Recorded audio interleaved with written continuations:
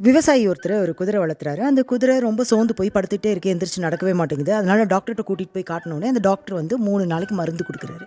இந்த 3 நாள் மருந்து சாப்பிட்டும் அது எந்திரிக்கலன்னா, கம்முனு நீங்களே அத கொன்னுடுங்க அப்படின்னு சொல்றாரு. 3 நாளும் மருந்து குடுக்குறாரு. குடுத்துட்டு போய் தோட்டத்தில வேலை பண்ணிட்டுருக்காரு.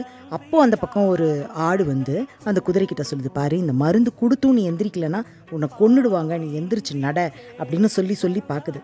ஒண்ணும் வேலைக்காகல. ஆனா அந்த விவசாயிக்கு 3 நாள்ல கொல்றதுக்கு மனசு வரல. 1 வாரம் விட்டு பாக்குறாரு.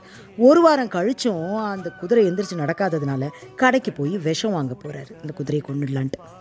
அது தெரிஞ்ச உடனே இந்த ஆடு வேகமா ஓடி வந்து குதிரைக்கிட்ட பயங்கரமா பேசுது.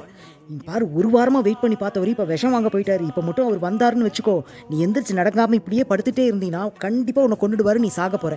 தயவு செய்து எந்திரிச்சு நட" அப்படின்னு பேசிட்டு இருக்கு. இந்த விவசாயி அப்படியே சோகமா விஷத்த கொண்டு வந்துட்டு இருக்கிறாரு. வந்து பார்த்தா, அந்த குதிரையும் ஆடும் ஜாலியா ஓடி ஆடி விளையாண்டுட்டு இருக்கு. அத பார்த்த உடனே அவருக்கு பயங்கர சந்தோஷம். அந்த சந்தோஷத்த கொண்டாடுறதுக்கு குதிரையோட விளையாண்டுட்டு இருந்த அந்த ஆட்ட புடிச்சு வெட்டி, பிரியாணி போட்டு ஊருக்கே பரிமாறி கொண்டாடிட்டு இருக்காரு. இந்த கதை என்ன மாரல் சொல்லுது அப்படின்னா, அடுத்தவங்க பிரச்சனையில நீ மூக்க நுழைச்ச அப்படின்னா, உடைய போறது உன் மூக்கு தான்.